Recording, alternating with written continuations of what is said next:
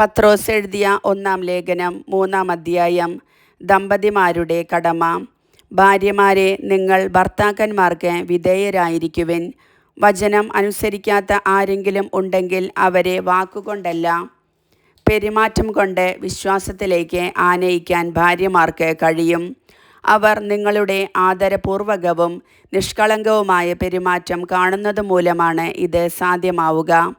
ബാഹ്യമോടികളായ പിന്നിയ മുടിയോ സ്വർണ്ണാഭരണമോ വിശേഷ വസ്ത്രങ്ങളോ അല്ല നിങ്ങളുടെ അലങ്കാരം. പിന്നെയോ ദൈവസന്നിധിയിൽ വിശിഷ്ടമായ സൗമ്യവും ശാന്തവുമായ ആത്മാവാകുന്ന അനശ്വരരത്നം അണിഞ്ഞ ആന്തരിക വ്യക്തിത്വമാണ്. ദൈവത്തിൽ പ്രത്യാശ വച്ചിരുന്ന വിശുദ്ധ സ്ത്രീകൾ മുൻപ് ഇപ്രകാരം തങ്ങളെ തന്നെ അലങ്കരിക്കുകയും തങ്ങളുടെ ഭർത്താക്കന്മാർക്ക് വിധേയരായിരിക്കുകയും ചെയ്തിട്ടുണ്ട്.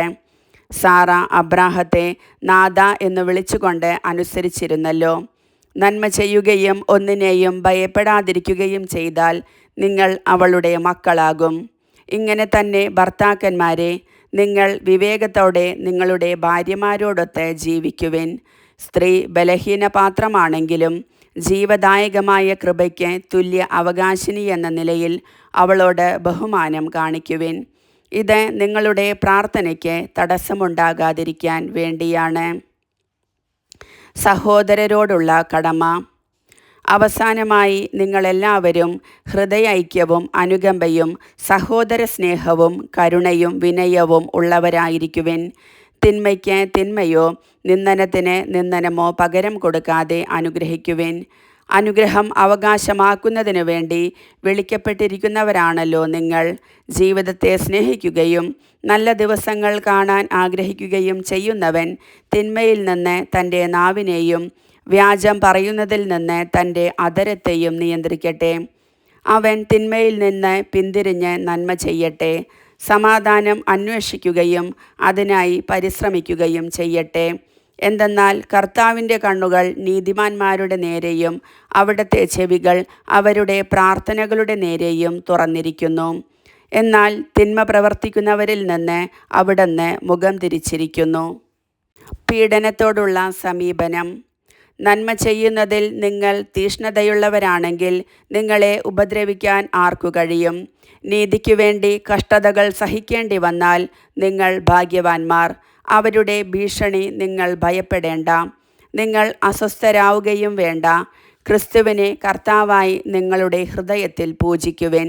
നിങ്ങൾക്കുള്ള പ്രത്യാശയെപ്പറ്റി വിശദീകരണം ആവശ്യപ്പെടുന്ന ഏവരോടും മറുപടി പറയാൻ സദാ സന്നദ്ധരായിരിക്കുവിൻ.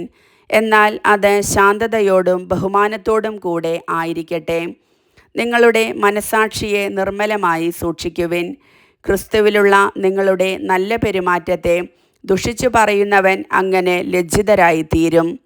നന്മ പ്രവർത്തിച്ചിട്ട് കഷ്ടതയനുഭവിക്കുകയെന്നതാണ് ദൈവഹിതമെങ്കിൽ അതാണ് തിന്മ പ്രവർത്തിച്ചിട്ട് കഷ്ടതയനുഭവിക്കുക എന്നതിനേക്കാൾ നല്ലത്.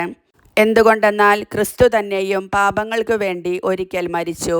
അത് നീതിരഹിതർക്കു വേണ്ടിയുള്ള നീതിമാൻ്റെ മരണമായിരുന്നു. ശരീരത്തിൽ മരിച്ച് ആത്മാവിൽ ജീവൻ പ്രാപിച്ചുകൊണ്ട് നിങ്ങളെ ദൈവസന്നിധിയിലെത്തിക്കുന്നതിന് വേണ്ടിയായിരുന്നു അത്. ആത്മാവോട് കൂടെ ചെന്ന് അവൻ ബന്ധനസ്ഥരായ ആത്മാക്കളോട് സുവിശേഷം പ്രസംഗിച്ചു. അവരാകട്ടെ നോഹിൻ്റെ കാലത്ത് പെട്ടകം പണിയപ്പെട്ടപ്പോൾ ക്ഷമാപൂർവം കാത്തിരുന്ന ദൈവത്തെ അനുസരിക്കാത്തവരായിരുന്നു. ആ പെട്ടകത്തിൽ ഉണ്ടായിരുന്ന 8 പേർ മാത്രമേ ജലത്തിലൂടെ രക്ഷ പ്രാപിച്ചുള്ളൂ. അതിൻ്റെ സാദൃശ്യമുള്ള ജ്ഞാനസ്നാനം ഇപ്പോൾ നിങ്ങളെ രക്ഷിക്കുന്നു. അത് നിങ്ങളുടെ ശരീരത്തിലെ മാലിന്യത്തിൻ്റെ നിർമ്മാർജ്ജനമല്ല, മറിച്ച് ശുദ്ധ മനസാക്ഷിക്കായി യേശുക്രിസ്തുവിൻ്റെ ഉദ്ധാനം വഴി ദൈവത്തോട് നടത്തുന്ന പ്രാർത്ഥനയാണ്.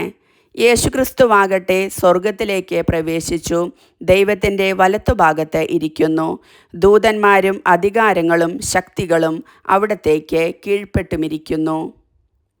കർത്താവിൻ്റെ വചനം.